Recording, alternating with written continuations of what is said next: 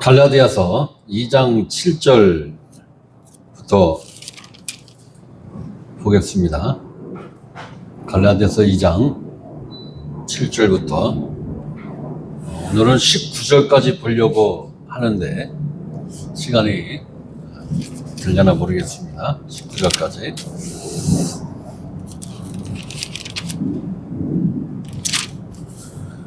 자, 갈라디아서 2장 7절 봅니다. 도리어 그들은 내가 무할례자에게 복음 전함을 맡은 것이 베드로가 할례자에게 맡음과 같은 것을 보았고, 자, 도리어 그들은 누굽니까? 누구를 지칭하는 거예요? 예루살렘의 유력한 자들을 이야기하는 거죠. 종교 지도자들, 사도들, 장로들, 이러한 종교 지도자들을 이야기를 하는 겁니다. 내가 무할례자에게 복음 전함을 맡은 것이, 이건 누구에 대해서 이야기를 하는 거예요? 사도 바울 자신에 대한 이야기죠. 바울인 내가 무할례자에게, 이방인에게 복음 전함을 맡은 것과 같이 베드로가 할례자에게, 곧 유대인에게 맡음과 같은 것을 보았고, 그러니까 사도 바울이 이방인에게 복음 전하는 사명과 베드로가 유대인에게 복음을 전하는 사명이 같은 사명이라는 거예요. 네.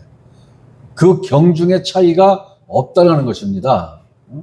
즉 베드로가 유대인에게 복음 전함을 맡음과 같이 바울이 이방인에게 복음 전함을 맡았음을 서로가 인정했다라는 거예요. 그것을 보았고라는 것은 인정했다라는 것입니다. 자, 8절.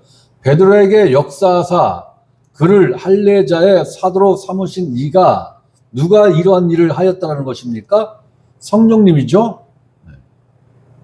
나를, 누굽니까? 바울을 말하는 거죠. 바울 자신을 이방인의 사도로 삼으셨으니 누가 삼았다라는 거예요? 성령님이. 그러니까 결국은 베드로를 유대인의 사도로 삼으신 것도 성령님, 바울을 이방인의 사도로 세우신 것도 성령님이라는 거예요.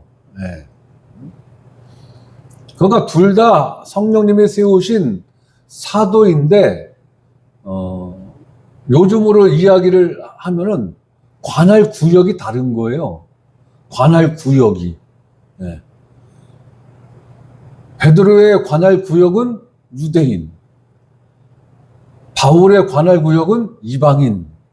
이렇게 역할의 분담을 나누어 주셨다라는 것입니다. 자, 9절 봅니다. 또 기둥같이 여기는 야고보와 게바와 요한도.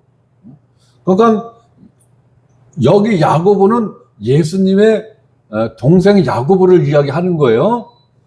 그 야고보와 게바는 누굽니까? 베드로. 요한은 사도 요한을 이야기하는 거예요. 요한복음을 기록한 사도 요한. 이들이 이 당시에 기둥 역할을 했다라는 거예요. 모든 초대교회, 1세기 초대교회의 기둥 같은 이러한 존재들이었다라는 거예요.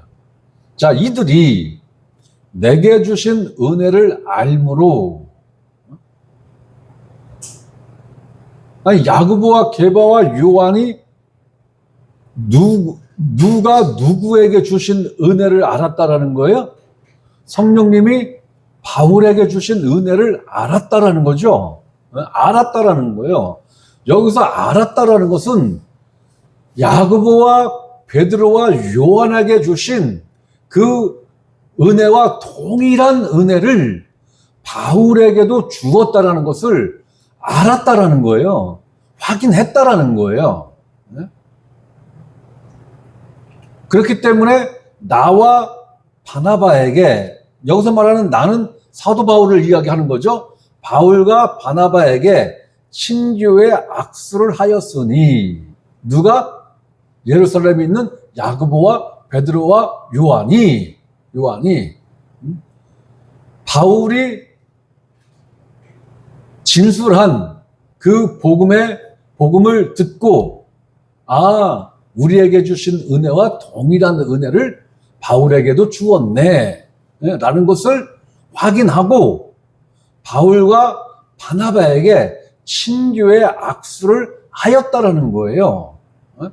여기서 친교의 악수를 하였다라는 것은 바울과 바나바가 한 모든 일을 인정하였다라는 거예요. 그리고 이들이 전한 복음이 오리지널 복음이었다라는 것을 인정했기 때문에 이러한 친교의 악수를 할 수가 있었던 거죠.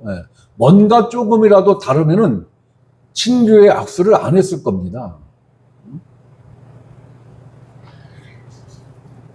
자, 그러면서 우리는 이방인에게로, 자, 우리는 누굽니까? 나와 바나바는 이방인에게로, 그들은 야고보와 베드로와 요한은 할례자에게로 가게 하려 함이라.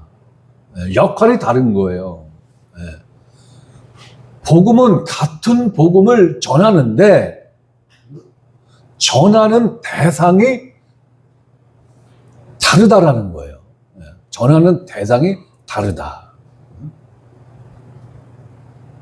그런데 거꾸로 사도 바울이 유대인에게 복음을 전하는 게 더 효율적이지 않았을까요? 아니, 인간적으로 봤을 때 야고보, 베드로, 요한보다는 바울이 율법을 훨씬 더 정통하게 알고 있죠. 네. 율법에 대해서 이야기하면 아마 12사도 다 합쳐도 사도 바울만큼 못할 거래요. 네? 그러면 사도 바울이 유대인에게 복음을 전하고 다른 사도들이 이방인에게 복음을 전하는 게 더 효율적이지 않았을까? 그런데 율법도 그냥 유대인으로서 그냥 평범한 수준으로 아는 사람들이 유대인들에게 복음을 전하게 하고, 아주 율법 최고, 요즘으로 말하면 박사학위 5개를 갖고 있는 사람이 율법의 율자도 모르는 이방인들에게 복음을 전하라고 한 것은 모르겠어요. 저는 인간적인 생각으로는 이게 바뀐 것 같은데, 역할 분담이 바뀐 것 같아요. 저는 그런 생각이 들어요.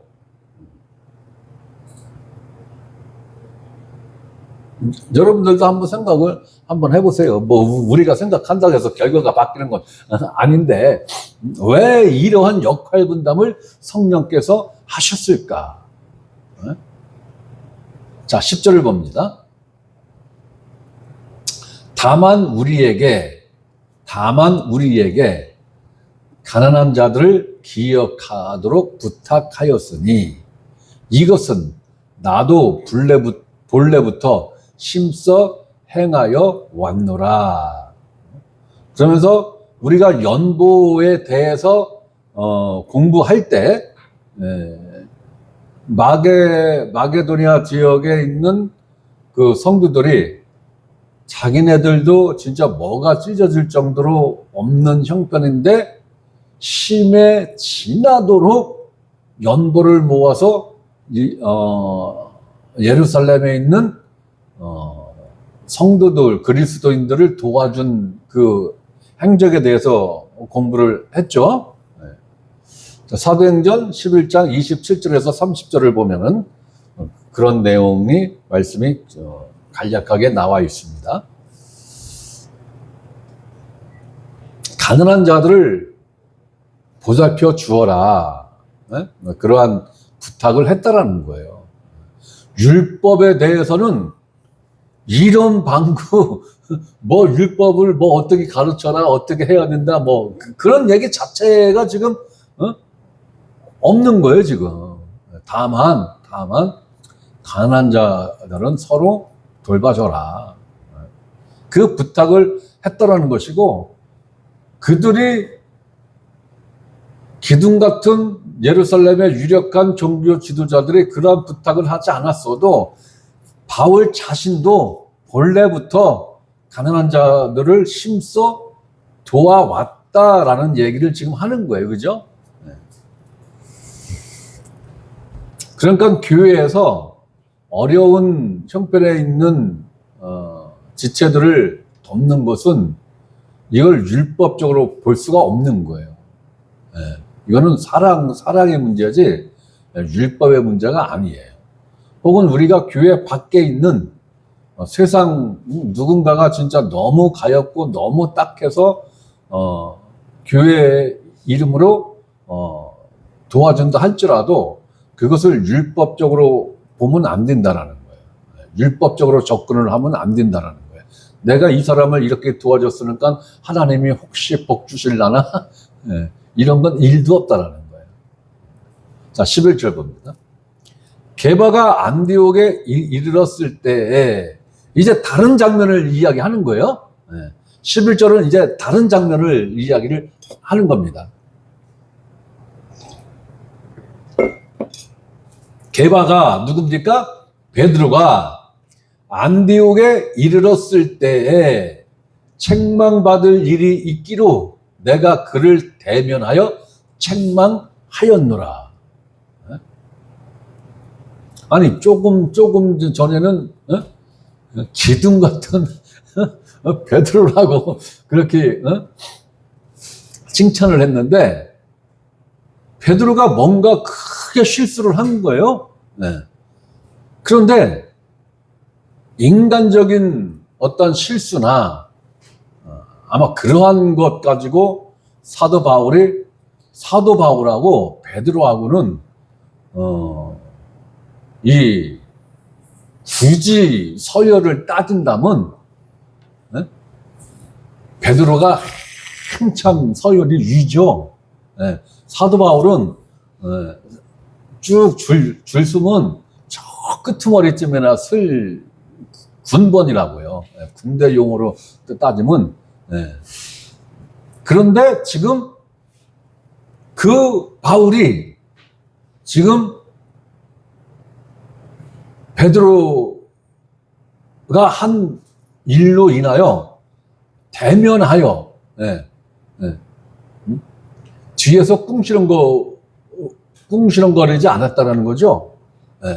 베드로를 앞에 세워놓고 얼굴과 얼굴을 맞대 놓고 책망했다라는 거예요. 이 얘기를 잘 봐야 돼요. 그러면 이 책망을 바울이 했다라는 것도 엄청난 건데 바울의 이 책망을 베드로가 어떻게 받아들였는가도 봐야 되는 거예요. 뭐 굳이 이게 뭐 비근한 예는 될 수 없겠습니다만은 제가 복음적으로 실수를 했어. 그랬을 때 여러분 중 누가 나를 앞에다가 잡아놓고 얼굴과 얼굴을 맞대 놓고 당신 이거는 잘못이야 라고 대놓고 혼내켰다라는 거예요. 그렇잖아요 지금. 그랬을 때 책망한 바울도 대단하지만 그 책망을 베드로가 어떻게 받아들였고 소화를 시켰는가. 이것도 우리가 관심 있게 봐야 될 사항 아닙니까? 그죠? 베드로가 저 바울이 한마디 했는데 베드로가 거꾸로 바울 궁디를 잡아버렸어. 이러면은 곤란한 거잖아요. 그죠? 그러니까 관전 포인트를 베드로가 어떠한 반응을 보였는가도 한번 보시기를 바랍니다. 자, 바울이 베드로를 책망한 이유에 대해서 12, 13, 14절에서 밝히고 있는 거예요.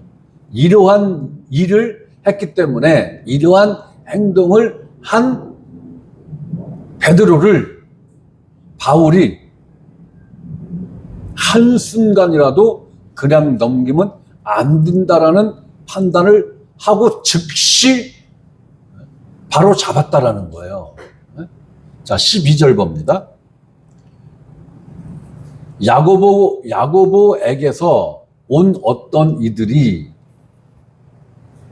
그러니까 야고보와 함께 있던 어떤 이들이, 그러니까 이 사람들이 그리스도인인지 그냥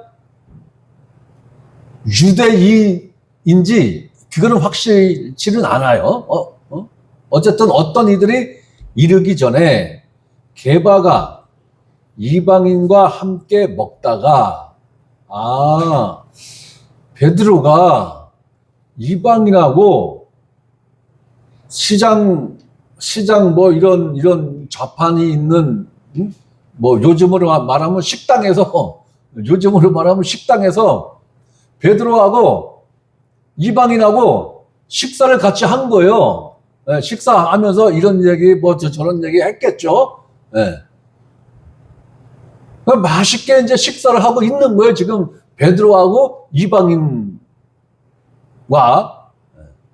그러니까 한참 맛있게 먹고 있는데 누군가가 전가를 했겠죠. 베드로, 지금 야고보와 함께 있던 사람들이 지금 이쪽으로 지금 오고 있어. 이렇게 얘기를 했겠죠, 그죠? 그들이 오매 그가 할례자들을 두려워하여. 그러면 이건 100% 유대인이라는 거예요, 그죠? 유대인이라는 거예요. 자, 그런데 이들이 단순한 평범한 유대인이었을까요? 이들이 단순한 평범한 유대인, 그냥 일반 백성들이었으면 베드로가 과연 두려워했을까요? 아마 바리새파 출신 유대인이었을 가능성이 높다라고 저는 생각을 하는 겁니다. 자, 베드로에게는 트라우마가 있었어요. 어떤 트라우마가 있었습니까? 어떤 일이 있었어요? 베드로가 이방인의 집에 가서 먹고 마시고 한 일 때문에 베드로가 쭉 자기가 그런 행동을 하게 된 원인에 대해서 한참을 쭉 설명을 한 적이 있어요. 언제예요, 그때가?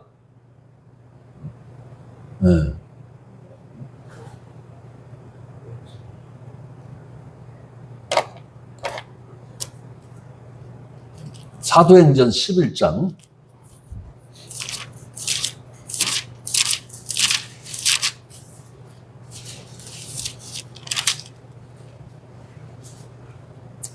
1절에서 18절 말씀인데,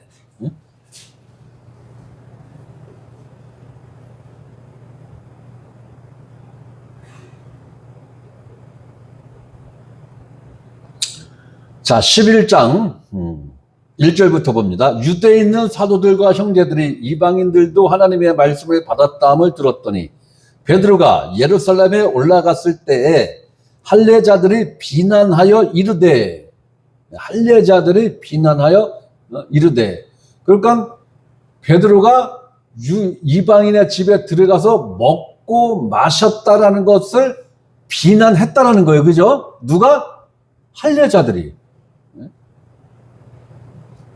3절 이르되 네가 무할례자의 집에 들어가 함께 먹었다 하니. 4절 베드로가 그들에게 이 일을 차례로 설명하여 이르되 내가 욥바시에서 기도할 때 황홀한 중에 환상을 보니, 쭉 설명을 하는데 누구의 집에 있었던 일을 설명하는 거예요, 지금?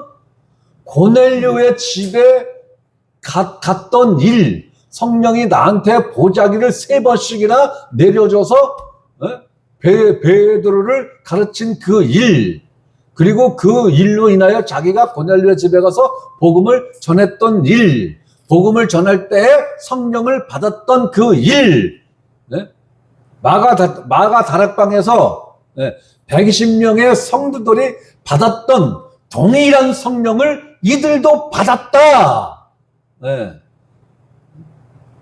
그래서 내가 그 집에 가서 복음 전하고 그들과 교제하고 먹고 마셨다. 그 얘기를 18절까지 쭉 설명을 하는 거란 말이에요. 그러니까 할례자들이 그렇구먼. 네가 가고 싶어서 간 게 아니고 성령의 역사로 인하여서 이방인들도 생명을 얻었네. 구원을 받았네. 자, 17절 봅니다. 그런즉 하나님이 우리가 주 예수 그리스도를 믿을 때에 주신 것과 같은 선물을, 그게 뭡니까? 어떤 선물이에요? 성령을 그들에게도 주셨으니 내가 누구이기에 하나님을 능히 막겠느냐 하더라. 그들이 이 말을 듣고 잠잠하여 하나님께 영광을 돌려 이르되 그러면 하나님께서 이방인에게도 생명 얻는 회개를 주셨도다 하니라. 이게 고넬료의 이 집에 이 회개의 역사가 이방인이 구원받는 그 문이 열리는 순간인 거예요, 지금. 이게 이 사건이 단순한 사건이 아니라고요. 그러니까 하나님께서 사도 바울을 이방인을 위한 사도로 세웠지만 이방인에게 복음의 문을 열어 제친 사도가 누구예요? 베드로라고요. 베드로라고요. 그래서 베드로가 기둥 같은 사도예요. 기둥인 것은 틀림이 없어요. 자, 이러한 일이 있었기 때문에 베드로는 이방인하고 밥 먹고 한번 겪은 이 트라우마가 있어서 그랬는지는 모르는데 온디야 할례 받은 자들이 온디야 소리를 듣고 베드로가 어떻게 행동했어요? 자, 갈라디아서 2장 12절 봅니다. 그가 할례자들을 두려워하여 떠나 물러가매.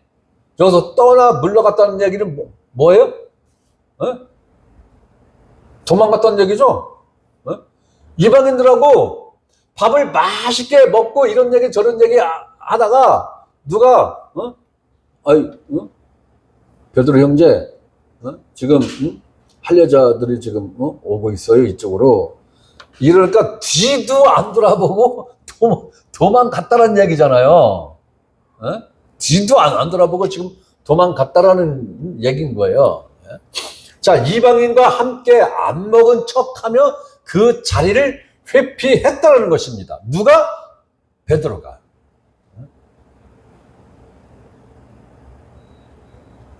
베드로는 이때까지도 유대인으로서 율법과 복음을 구분하는 일에 있어서 미숙한 부분이 있었음을 우리가 알 수 있는 대목인 거예요. 유대인들은 뼛속까지 율법의 지배를 받고 살아왔는데 하루아침에 혹은 며칠 만에 혹은 몇 달 만에 그 율법의 지배로부터 완전히 하루아침에 자유로워지기는 대단히 어려운 겁니다. 대단히 어려운 거예요. 그러니까 지금 종교적인 행위를 열심히 20년, 30년 종교 행위로 율법을 힘써서 지켜왔던 사람들이 복음을 듣고 하루아침에 그것을 헌시짝처럼 버리기는 대단히 어려운 문제라는 거예요. 그 안에서 내적 갈등이 어마어마한 그러한 일들이 있는 거예요. 그러니까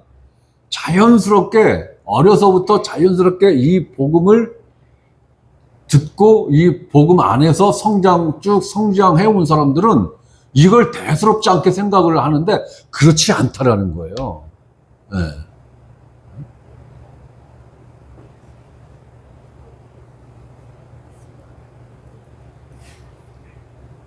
자, 베드로는 평범한 유대인이었습니다. 그러나 바울은 평범한 유대인이 아니었죠. 네. 바리새인 중에 바리새인이었습니다. 자기 말로 율법의 의로는 자기 자신을 흠잡을 것이 한터럭도 없을 만큼 완전한 율법주의자였다라고 자기 자신을 소개를 하기도 했습니다. 자, 이런 사울이 모든 율법의 탈을 훌훌 벗어버린 것이 과연 바울의 노력과 능력으로 가능했겠는가라는 거예요. 자, 그러면 베드로가 복음을 먼저 깨달았습니까? 바울이 복음을 먼저 깨달았어요? 순서상으로 봤을 때는 베드로가 훨씬 먼저 복음을 깨달았습니다. 네. 그리고 베드로는 예수님을 육의 눈으로 보고 육의 손으로 만지고 육의 귀로 예수님의 목소리를 직접 들으면서 교육을 받은 수제자 중에 수제자예요. 그러나 바울은 예수님이 부활하시기 전에 예수님을 만났다라는 기록이 성경에 없어요. 네. 그러니까 바울은 예수님이 육신을 갖고 살아 계신 이 33년 기간에는 예수님하고의 접촉점이 없었다라는 거예요. 네. 그러면 이 사도 바울은 예수님으로부터 언제 이 복음에 대한 전수를 받았느냐라는 거예요. 예수님이 부활하신 이후에, 네. 이후에 시간상으로 따지면 상당한 시간이 경과된 후의 일입니다. 네. 자, 이러한 시간적 차이가 큰 차이가 있음에도 불구하고 복음과 율법에 대해서 사도 바울이 베드로보다 월등한 이해력을 갖고 있었다라는 거예요. 네.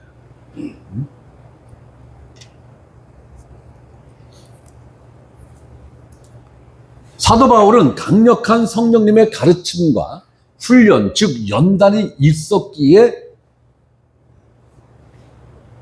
가능하였을 것으로 볼 수밖에 없는 대목이 이 대목이라는 겁니다. 종교적 의의를 다 탈피한다는 것이 이만큼 어렵고 힘든 것입니다. 이만큼 어렵고 힘든 일을 지금 우리들은 굉장히 짧은 시간 안에 지금 탈피를 지금 했다라는 거예요. 아니, 내가 아니고 여러분들이. 네? 아니, 이럴 때는 좀 놀라는 얼굴 표정이라도 좀 한번 해주고 해야 되는데, 그냥 무표정이야. 그냥 너는 떠들어. 아니 여러분들이 대단한 분들이라는 거예요. 어떤 면에서는 베드로보다도 훨씬 더 월등하게 이 종교적 의의를 빨리 벗어 던졌다라는 거예요. 베드로는 이걸 아직도 못하고 있잖아요. 아직도.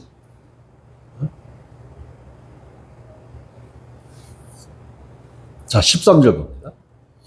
남은 유대인들도 그와 같이 외식함으로, 남은 유대인들도, 그러니까 그때 베드로 혼자 있었던 게 아닌 거예요. 그죠? 네. 유대인 출신의 그리스도인들이 몇 명 같이 이방인들하고 식사를 하고 있었던 거예요. 네? 자, 남은 유대인들도 그와 같이 외식함으로, 누구와 같이?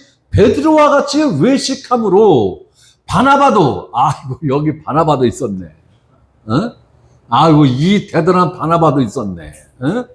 바나바도 그들의 외식에 유혹되었느니라. 어? 베드로와 함께 있었던 모든 사람들이 바나바도 베드로를 따라서 외식했다라는 거예요. 사도 바울이 여기서 베드로가 외식했다. 어? 여기서 외식했다는 것은 아주 굉장히 우아하게 표현을 한 거예요. 어? 위선자라는 거예요. 위선자. 어? 베드로는 위선자다. 어? 위선을 떨었다. 어? 그 얘기인 거예요. 그때 베드로하고 같이 있었던 여러, 바나바도 있었고 여러 유대인 출신의 기독교인 그리스도인들이 있었는데, 이들도 다 똑같이 베드로를 따라서 나 밥 안 먹었지롱, 나 밥 안 먹었지롱, 이랬다는 거잖아요 지금. 어? 아니 바나바가 어떤 사람이에요? 바나바가 아우, 어? 그러니까 지금 바울이 주목한 것은요, 단순히 베드로가 이방인하고 밥을 먹다가 누가 온다고 하니까 후딱 도망간 거, 이것만 본 게 아닌 거예요. 그때 베드로와 함께 있었던 거듭난 그리스도인들도 함께 있었다. 그런데 이것을 바울이 바로잡지 않으면 베드로가 한 모든 행동은 그 당시에 기독교인들에게는 교과서나 마찬가지죠. 네. 베드로의 말과 행동은 그때 당시에 이 신약 성경이 기록되지 않았던 때이기 때문에 베드로의 말과 행동은 그때 당시에 그리스도인들에게는 교과서와 같은 역할을 했었단 말이에요. 그 영향력이 대단한 영향력이라고요. 그러면은 이걸 바로잡지 않으면 그때 같이 있었던 많은 그리스도인들이 그래도 되는 건가 봐? 그래도 되는 건가 봐? 그러면 그게 하나의 진리로, 어떠한 복음의 형태로 자리를 잡을 수 있는 가능성이 있는 거죠. 바울은 그걸 주목한 거예요. 그게 두려운 것이고 그게 무서운 일인 거예요. 그러면 순수한 복음 플러스 뭐가 되는 거예요? 율법이 되는 거죠. 바울은 이걸 보고 즉시 베드로를 세워놓고, 그때 함께 있었던 모든 자들도 세워놓고, 지금 무엇이 문제다, 무엇이 잘못됐다라는 것을 지금 책망을 하는 거예요. 책망했다라는 것은 가르쳤다는 얘기인 거예요. 가르쳤다.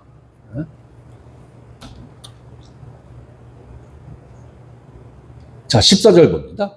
그러므로 베드로를 비롯한 모든 유대 그리스도인들이 외식한 그 일에 대하여 나는 바울은 외식한 그들이 복음의 진리를 따라 바르게 행하지 아니함을 보고,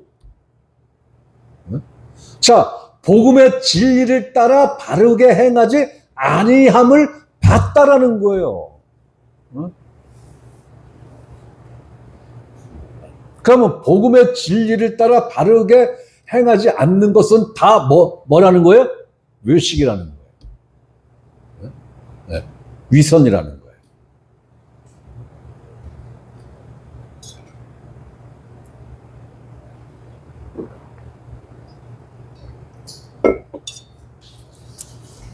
이 말씀을 한 번 더 보면 베드로는 복음의 진리를 따른 게 아니라 무엇을 따라 행동했다라는 것을 지금 사도 바울이 짚은 거예요? 율법을 따라 행동했다라는 것을 지금 짚는 거예요. 네. 복음의 진리를 따라 바르게 행하지 않았다라는 것은 반대로 율법을 행했다라는 거잖아요. 율법을. 바울이 지금 이것을 지금 지적하는 거예요, 지금. 어떻게 그리스도인들이 율법을 따라 행할 수 있느냐? 말도 안 된다, 지금. 말도 안 된다. 이걸 지금 문제 삼고 있는 거예요, 지금. 그런데 한번 생각해 보세요. 아니, 이방인하고 밥 먹고 있다가 난적하려 하고, 간 거란 말이에요. 이게 뭐 그렇게 큰 일이야? 이게 왜 큰 일이에요? 사도행전 11장에서 읽었듯이 유대인들은 이방인들하고 밥을 먹으면 돼요, 안 돼요? 안 돼요. 왜? 그 근거가 뭔데? 율법에 그렇게 써 있으니까. 율법에. 그런데 그 율법은 하나님이 준 율법이 아닐 거예요.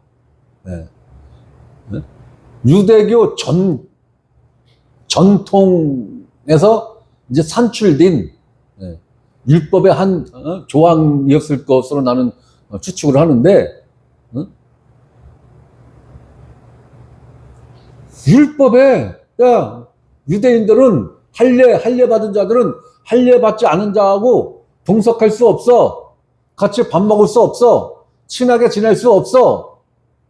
율법에 그렇게 되어 있으니까 같이 밥 먹고 있다가 할례자들이 옵니다. 하니까 그냥 기절 초풍을 하고 도망갔다 가는 거잖아요. 그게 뭐예요? 베드로 자기 자신은 지금 이방인들하고 밥을 먹은 게 유대교 율법을 어겼다라는 것을 인지한 거예요. 그죠? 인지함과 동시에 앞뒤 분간 안 하고 도망간 거예요, 지금. 이게. 그러면 베드로는 복음의 진리를 따르기 위해서 노력한 거예요? 율법을 따르기 위해서 노력한 거예요? 율법을 따르기 위해서 노력한 거예요. 그죠? 그 자리에 이방인들하고 앉아서 베드로하고 이방인들하고 바나바와 이 사람들이 앉아서 무슨 얘기를 했을까요? 율법 얘기를 했을까요? 100% 복음 얘기했겠죠? 100% 예수님 얘기했을 거예요. 주로 베드로가 얘기했겠죠. 사도님, 예수님 살아생전에 예수님하고 무슨 얘기를 나누셨어요? 예수님은 목소리가 부드러웠어요? 아니면 남자답게 씩씩했어요? 뭐 이런 것들이 궁금했을 수도 있잖아요. 그러면 이제 베드로가 이제 자기가 겪었던 예수님의 인품이라든가 뭐 식사 같이 했던 얘기, 전도 여행 다녔던 얘기, 뭐 병자 고친 얘기, 뭐 그러면서 수많은 이야기들을 했을 거 아니에요. 그런 얘기를 하다가 할례자가 옵니다 하니까 뒤도 안 돌아보고 도망갔다라는 거 아닙니까? 이방인 앞에서는 복음을 이야기를 하면서 실질적으로 베드로는 무엇의 지배를 받고 있었던 거예요? 율법의 지배를 받고 있었던 거예요. 네. 이만큼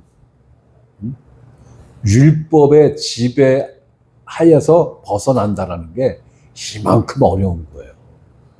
네. 그래서 하나님이 선택한 방법이 뭐예요? 네? 인간들을 율법으로부터, 법으로부터 자유하게 해주기 위해서 하나님이 선택한 방법이 뭐예요? 네? 예수 그리스도가 십자가에 못 박혀 죽을 때 우리도 그 안에다가 집어넣어놓고 같이 죽였잖아요. 같이 죽였잖아요. 죽는 일이 없이는 율법으로부터 자유해지는 일은 불가능한 거예요. 힘쓰고 애쓰고 노력한다고 웃기는 소리야. 안 되는 거예요. 제가 주일날도 이야기했지만은 중세의 수도원들이 도심에 있어요? 아니면 깊은 산속 계곡에 있어요? 아주 깊은 산속에 자리 잡고 있어요, 수도원들이. 우리나라 조선시대는 불교를 핍박을 했잖아요. 그죠? 초기에, 그죠? 네. 그때 도심 가운데 있던 절들이 다 어디로 도망갔어요? 산속으로 도망간 거예요. 처음부터 산속에 있는 게 아니에요. 네? 도심 한가운데 있었다고요. 네? 핍박을 하니까 그 핍박을 피해서 다 산속으로 도망간 거라고요. 네? 자, 중세시대의 수도원들은 속세에서 완전히 떠난, 문명과 완전히 떠난, 그리고 스스로 자급자족을 하는 그 시스템으로 운영된 게 수도원이었단 말이에요. 수도원.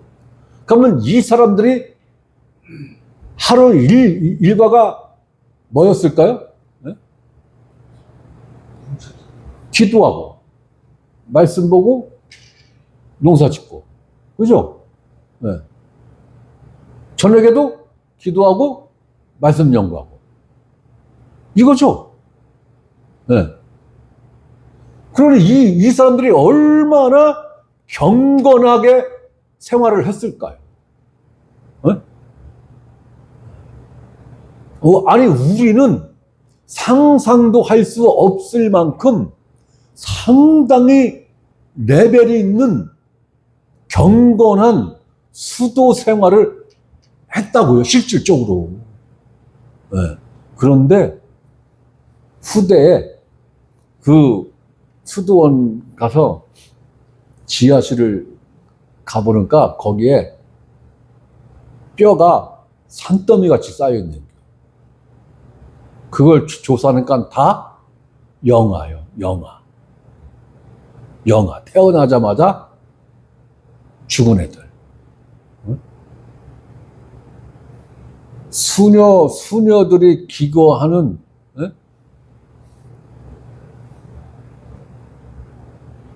그 마루, 그 송판 같은 걸 걷어내니까 그 속에 영아들의 뼈가 수북하게 쌓여있는. 아니, 그러면 그 수도원에는 남자 신부들하고 여자 수녀들을 뺏기는 없는데, 그러면 죽은 그 아이들의 아버지는 누구고 엄마는 누구겠어요? 수도원 밖에서 죽은 영아들의 시체를 갖다가 거기다가 처리했을 일은 만무하잖아요.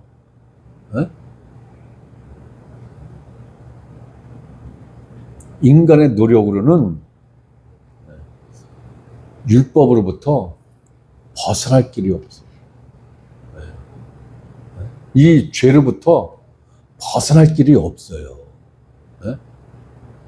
그래서 하나님이 정한 방법은 딱 한 가지예요. 죽음을. 죽어야 이 문제가 해결됩니다. 죽어야. 그러면 어떻게 죽어야 돼요? 예수 그리스도와 함께 죽었다는 얘기. 예수 그리스도와 함께 죽었다. 그런데 베드로는 아직까지도 이때까지만 해도 그 경지에 지금 다다르지 못한 거죠.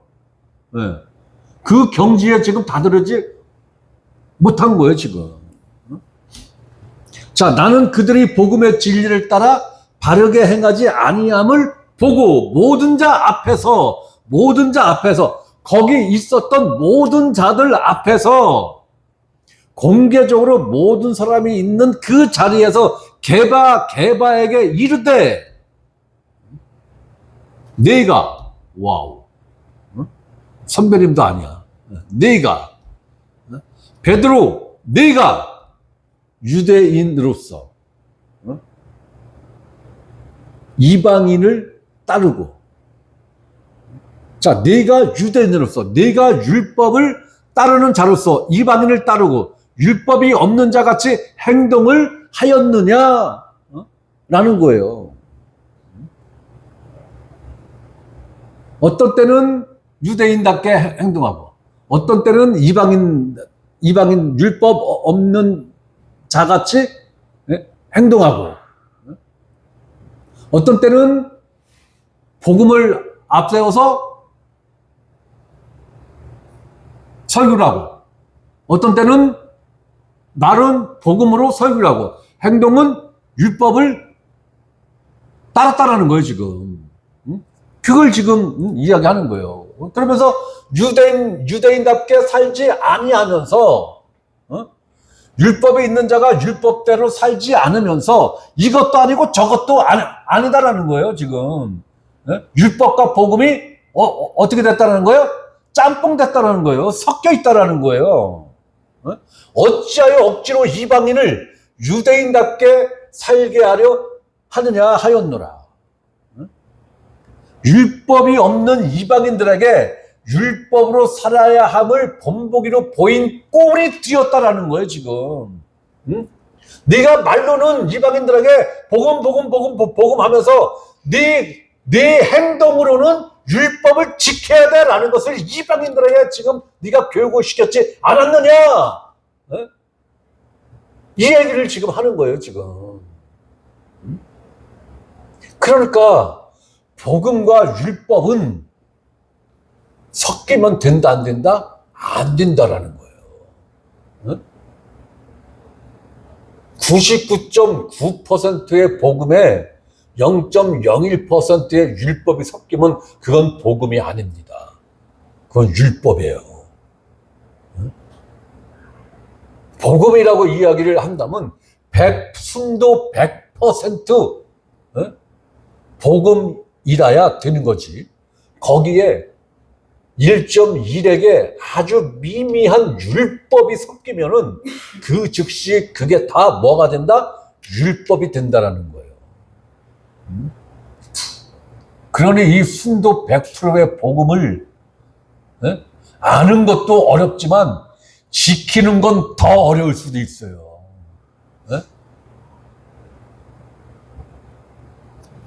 그러면서 15절 봅니다. 우리는 본래 유대인이요. 우리는 본래 율법을 가진 자요. 이방 죄인이 아니로되. 이방인같이 율법이 없는 자들이 아니다 이거야. 우리는 본래 유대인이야. 착각하지 마. 이방인이 아니야 우리는. 그러면서 16절. 사람이 의롭게 되는 것은 율법의 행위로 말미암음이 아니요. 여기서 바울이 유대인이나 이방인이나 라는 말을 사용하지 않고 사람이라는 말을 쓴 이유는 그렇죠. 사람이 의롭게 되는 것은, 그죠? 네.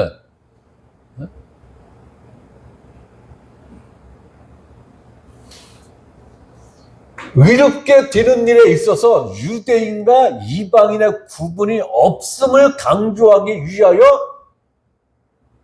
사람이 의롭게 되는 것은 아주 의도적으로 이방인과 유대인을 한꺼번에 다 싸잡아서 사람이라는 이 단어를 사용한 겁니다.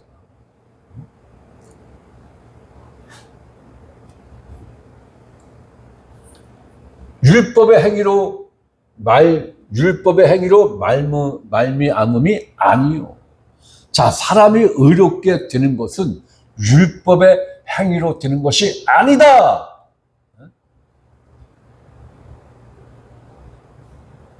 율법 조항들을 지킴의 행위로 의롭게 되는 것이 아니다. 지금 이 이야기는 누구에게 지금 하는 말입니까? 베드로에게 지금 하는 말이죠. 네. 베드로를 비롯한 외식한 그리스도인들을 향하여 지금 하는 말씀인 것입니다. 사람의 사상과 삶에 밴 율법주의를 뿌리 뽑는다는 것이 이처럼 어렵고 힘든 것으로 우리의 옛사람을 날마다 부인하며 옛사람이 십자가에 못 박혀 죽었음을 확인함으로 항상 자기 자신을 부인하는 방향성을 우리는 유지하는 삶을 살아야 된다는 것입니다. 어떤 경우에라도 우리의 행위로는 하나님께 내세울 것이 1.1획도 없다는 것을 우리는 한시도 잊어서는 안 된다는 거예요. 방심하는 일도 있어서는 안 된다는 거예요. 자, 그러면서 오직 예수 그리스도를 믿음으로 말미암는 줄 알므로.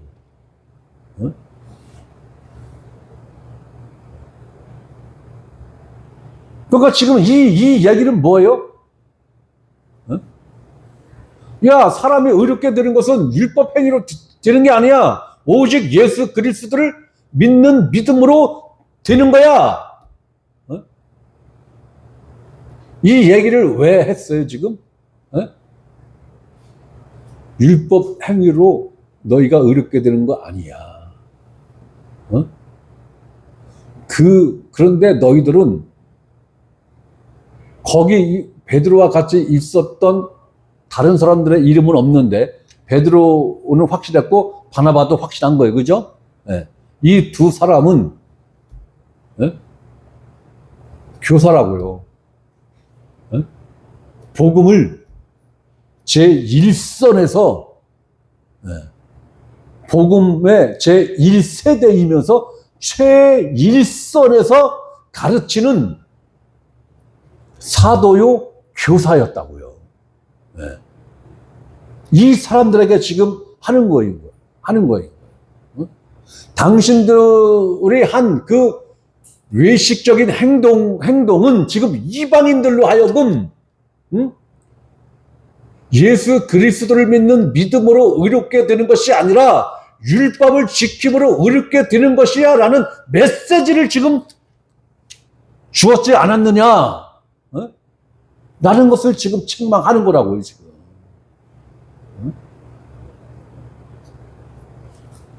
자, 오직 믿음, 오직 예수 그리스도를 믿는 믿음으로만 의롭게 되어진다라는 거예요. 그러니까 예수 그리스도를 믿는다라는 것은 이방인이든지 유대인이든지 구분 없이 율법을 지킴으로는 아무것도 안 된다라는 거예요. 이 얘기는 뭐예요? 율법은 사람이 의롭게 되는 일에 있어서 율법은 뭐하다? 무익하다.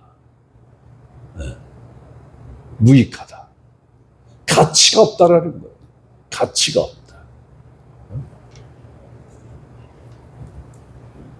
오직 예수 그리스도를 믿음으로 말미암는 줄 알므로 알기 때문에 우리도 그리스도 예수를 믿나니. 우리도 바울 자신도 지금 포함이 된 우리도죠. 우리도 그리스도를 믿나니 율법의 행위로 의롭게 될 수 없음을 알기 때문에 바울을 포함한 모든 그리스도인들이 그리스도 예수를 믿는다라는 거예요. 그런데 왜 너희들은 율법을 지키고자 애를 쓰느냐? 그리고 그 잘못된 행동이 이방인들도 우리도 그러면 율법을 지켜야 되는 거 아니야? 라는 시그널을 주었다라는 거예요. 네?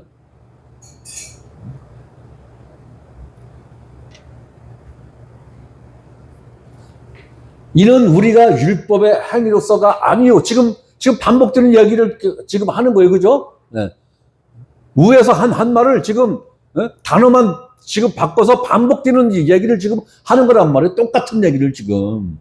그래서 사도 바울이 지금 굉장히 지금 화가 지금 많이 나 있는 거예요, 지금.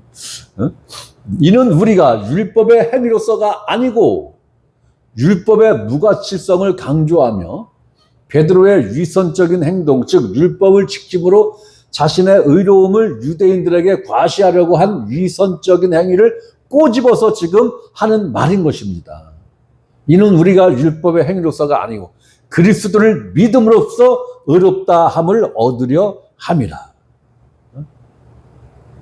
이것을 베드로나 함께 있던 자들이 이런 복음을 모르기 때문에 하는 말이라기보다는 이방인 그리스도인들이 염려되어 율법과 복음을 지금 견주어서 병행구로 제시하면서 어렵게 되는 문제, 구원의 문제는 오직 예수 그리스도를 믿음으로만 이루어지는 것이다라는 것을 지금 사도 바울이 지금 가르치고 있는 거예요, 지금. 자, 율법의 행위로서는 의롭다함을 얻을 육체가 없느니라. 다시 한번 강조하는 거죠. 육체가 없다는 거, 육체가 가리키는 말이 뭐예요? 사람이죠. 사람. 이방인이든지 유대인이든지 구분은 없다는 거예요. 자, 이방인 그리스도인들은 율법의 행위에 유대인들처럼 관심을 가지지 말고 오직 예수, 오직 믿음으로만 의롭게 됨을 모든 육체, 즉 이방인이나 유대인이나 구분 없이 육체를 가진 모든 사람은 이 범주 안에 있다라는 거예요. 예외 없다 이거야. 예외 없어. 응?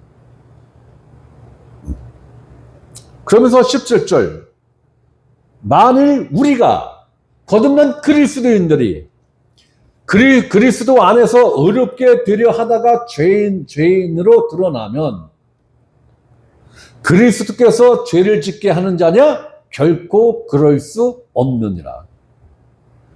이 말씀이 무슨 말씀인지 이해돼요? 이해되십니까? 안 되실 것 같은데? 자, 그리스도 안에서 어렵게 되려 하다가 죄인으로 드러나면 이건 뭐예요? 그리스도 안에서 율법을 지키고자 한다면 그리스도 안에서 율법을 지키고자 한다면 무엇으로 드러난다는 거예요? 죄인으로 드러난다는 거예요. 왜? 율법의 기능은 뭐예요? 정죄의 기능이죠? 정죄의 기능인 거예요. 자, 그리스도 안에서 의롭게 되려 하다가 율법을 지켜 의롭게 되려고 노력하다가 죄인으로 드러나면, 죄인으로 정죄받으면 그리스도께서 죄를 짓게 하는 자냐? 그리스도가 죄를 짓게 했으니 누구 책임이라는 거예요? 그리스도의 책임이냐? 그럴 수 없느니라. 결코 그럴 수 없느니라.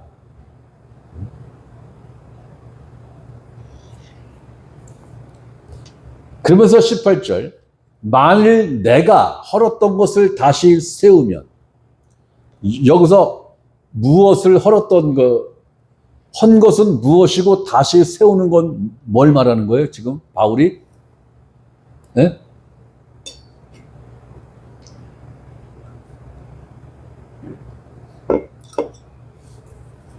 여기서 우리가 헐었던 것은 무엇입니까? 율법이죠? 율법을 헐었죠? 자, 모든 율법을 다 담고 있는 그 한 가지가, 하나가 무엇입니까? 모든 율법을 다 담고 있는 그 하나, 모든 율법을 대표하는 그 상징의 그 하나가 뭡니까? 네? 뭐예요? 성전이죠? 성전이잖아요. 그 성전을 예수님이 헐었죠. 율법을 헐은 거예요, 율법을. 자, 만일 내가 헐었던 것을 다시 세우면, 율법을 다시 세우면, 율법의 지배를 다시 받으면, 율법을 다시 허락하면, 그 얘기인 거예요. 내가 나를 범법한 자로 만드는 것이라.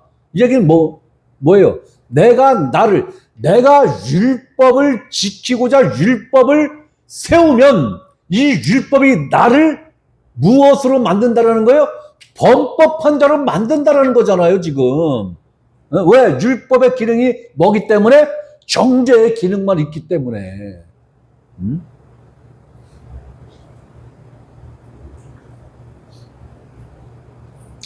우리가 그리스도 안에서 죄를 짓는 것은 헐었던 것, 즉 율법을 다시 세움으로 자신이 세운 그 율법으로 정죄받고 스스로 죄인임을 드러내는 것이라는 거예요. 그러면서 19절, 내가 율법으로 말미암아 율법에 대하여 죽었나니. 이 말씀은 예수 그리스도가 무엇으로 정죄되었습니까? 네? 무엇으로 정죄됐어요? 율법으로. 그리고 예수 그리스도가 무엇에 의하여 죽었습니까? 율법으로. 율법에 의해서 정죄받고 율법으로 죽었죠? 네. 율법으로 정죄되었고 율법에 의해서 죽었어. 그렇다면 우리가 누구 안에서 누구와 함께 죽었다고 성경은 이야기합니까? 예수 그리스도 안에서 그리스도와 함께 죽었다라고 로마서에서 정확하게 그렇게 이야기를 하고 있단 말이에요. 자, 이렇게 예수 그리스도와 함께 죽었다면 예수 그리스도와 같은 방법으로 죽은 것이 되는 거죠.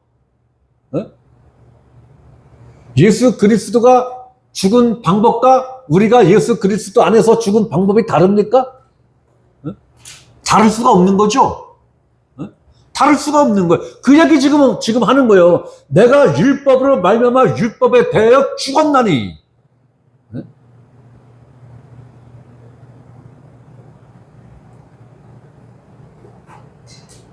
그 죽음이 율법에 의하여 율법에 대하여 죽은 죽음이다.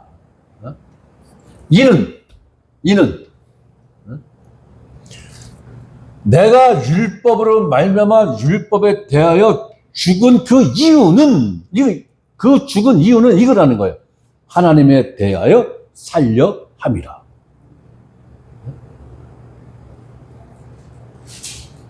이게 새 생명이죠.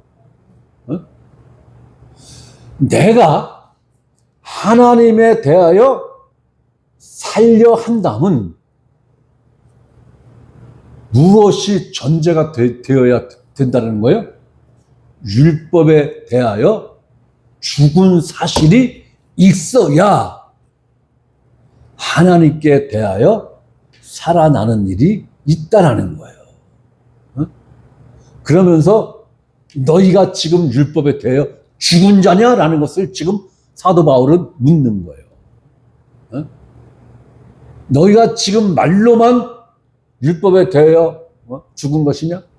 너희가 말로만 그리스도 안에서 그리스도와 함께 내 옛사람이 십자가에 못 박혔다라는 것이 말로만 그렇게 된 거냐? 아니면 실제로 그렇게 된 것이냐? 라는 것을 지금 되묻는 거란 말이에요, 이게. 응?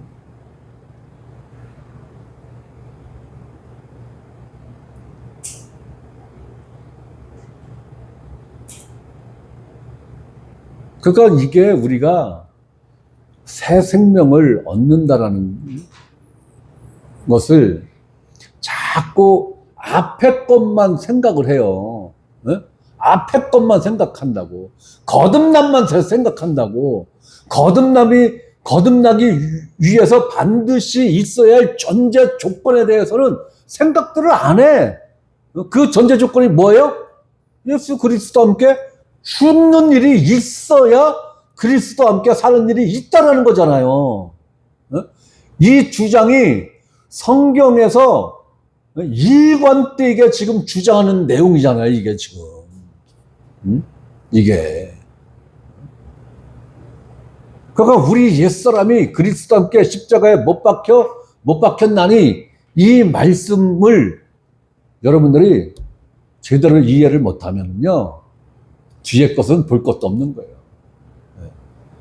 이해 못하는 거예요. 그러니까 그리스도와 함께 그리스도 안에서 그리스도와 함께 죽었다라는 이 말씀이 대단히 큰 말씀인 거예요.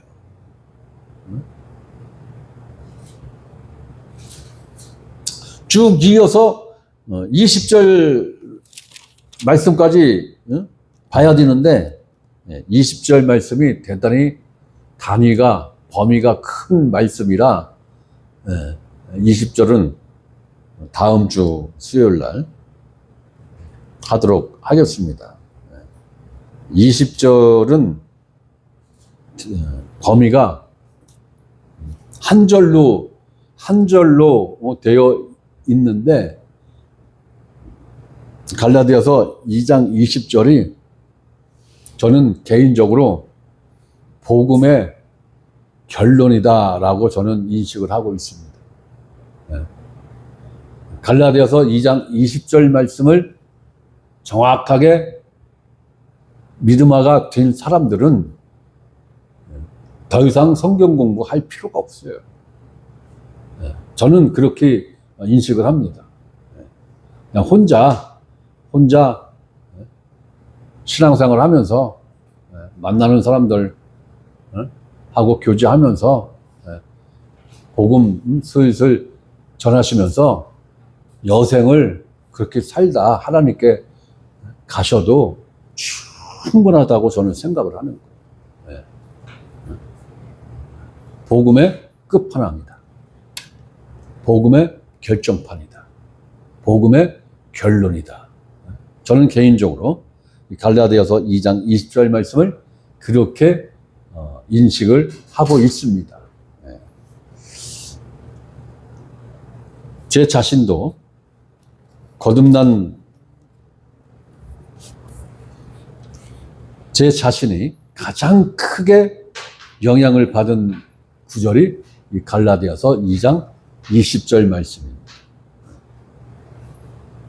제가 기도하면서 이 갈라디아서 2장 20절 말씀이 풀어지면서 모든 복음이 풀어지기 시작했어요. 갈라디아서 2장 20절 말씀이 결코 어려운 말씀도 아니지만 또 결코 쉬운 말씀도 아니다. 그러나 여러분들은 제가 이미 충분히 갈라디아서 2장 20절 말씀에 대해서 이미 충분히 2년, 3년 동안 설명을 드렸어요. 네. 이 말씀을 딱 끄집어내서 요목조목하게 설명을 하지 않아서 그렇지, 여러분들이 지금까지 갈라디아서 2장 20절 말씀을 충분히 설명 들었고 교육 받았습니다. 여러분들이 알게 모르게. 네. 그래서 다음 주부터 한 시간에 이 20절 말씀이 다 설명이 되지는 않을 거예요. 네. 몇 시간이 될지는 저도 모르겠는데, 어쨌든 다음 주부터 갈라디아서 2장 20절 말씀을 한번 살펴보도록 하겠습니다. 자, 오늘은 여기까지.